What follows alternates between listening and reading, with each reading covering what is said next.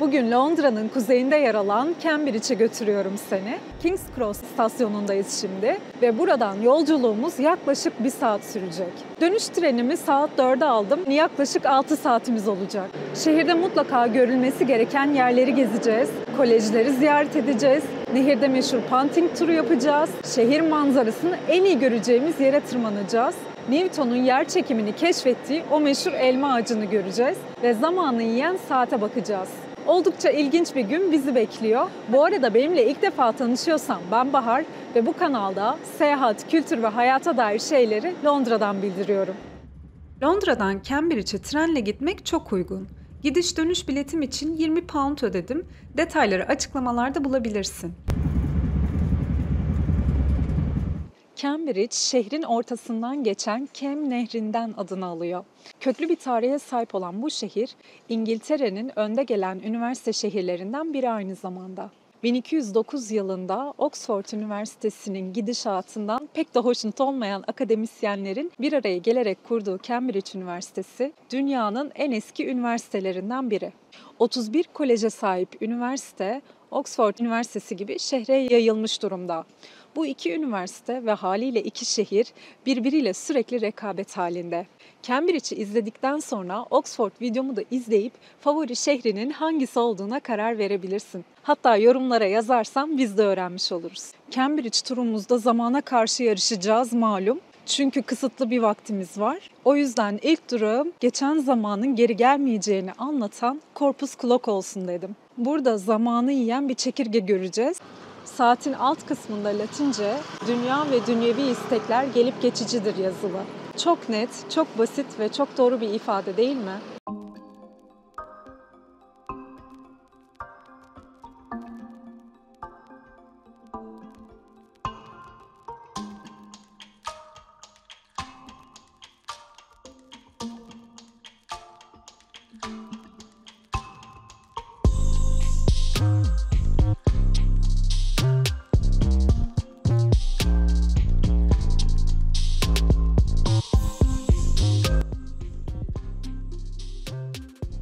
Hikayeye göre Newton, elma ağacının altında otururken kafasına elma düşer ve böylece yer çekimini keşfeder. Ama hikaye bu kadar basit değil tabii. Newton uzun süredir yer çekimi üzerine araştırmalar yapıyordu zaten ve bir gün arkadaşıyla bahçede bu konu üzerinde konuşmaya başladılar. O sırada bahçede bir ağaçtan elma düşünce Newton arkadaşına düşüncelerini özetlemeye başlıyor. Neden bu elma her zaman dik olarak yere iniyor, neden yana ya da yukarı doğru düşmüyor? Dünyadaki çekim gücünün toplamı dünyanın herhangi bir yerinde değil, merkezinde olmalı. Elma dünyayı, dünya da elmayı çekiyor diyor. Londra Kraliyet Topluluğu arşivlerinde yer alan ve 1752 yılında yayınlanan bir el yazması eserde Newton'un elma hikayesi işte bu şekilde anlatılmış. Bu ağacın da o elmanın soyundan geldiği biliniyor.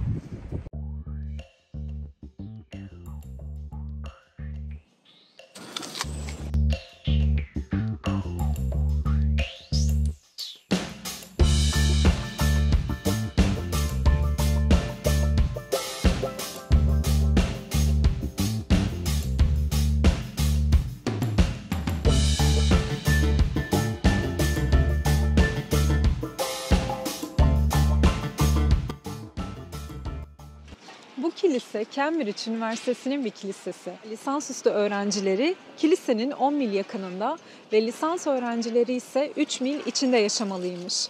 Bence oldukça ilginç bir mevzuat ve günümüzde hala geçerli.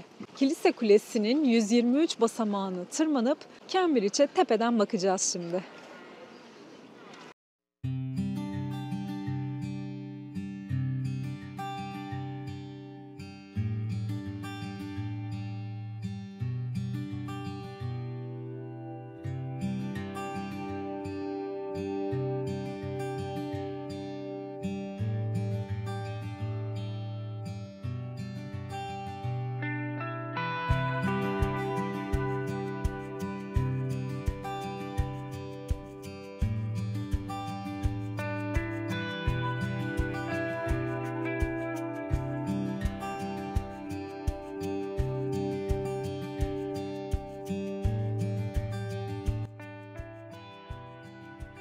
Gotik İngiliz tarzıyla İngiltere'deki en güzel şapel olarak anılan King's College Chapel'e geçeceğiz şimdi. Şapelde barok sanatında önemli bir yere sahip olan Rubens'in bir eseri de var.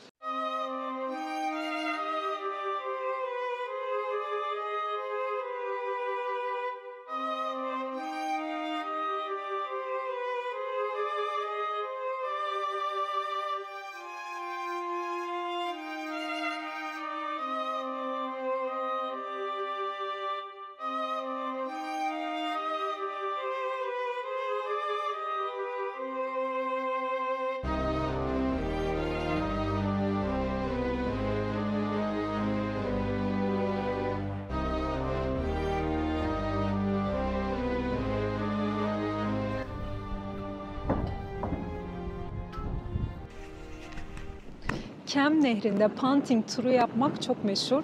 Tabii bunu baharda ya da yazın yapmak çok daha keyifli oluyordur. Ama hazır gelmişken denemeden gitmek istemedim.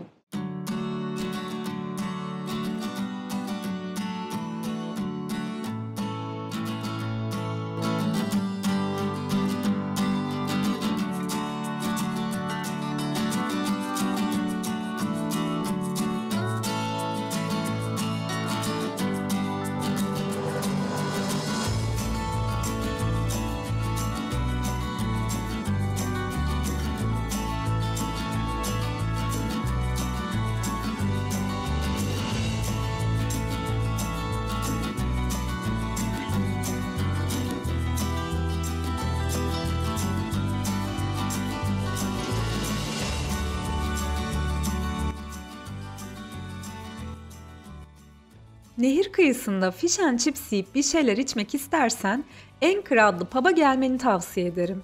Burada panting yapanları izleyip güneşli havanın keyfini çıkartabilirsin.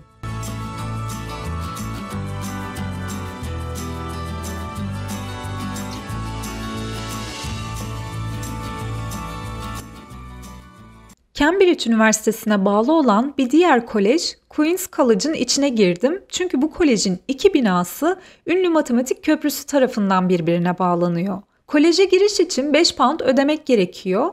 Küçük bir kale gibi mimarisiyle o kadar güzel ki eğer sadece bir kolejin içine girip gezmek istiyorsan o hakkını burada kullanabilirsin.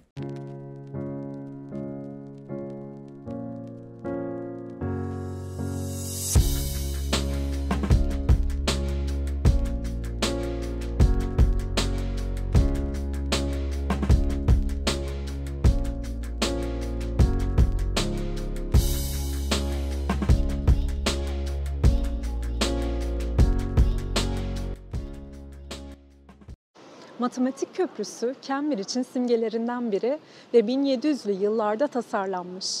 Newton'un bu köprüyü tasarladığı gibi bir söylenti olsa da söylentinin bir aslı yok. Bir başka söylentiye göre köprünün yapımında hiç çivi ve vida kullanılmamış. Matematiksel hesaplamalarla yapılan köprü adını buradan alıyormuş.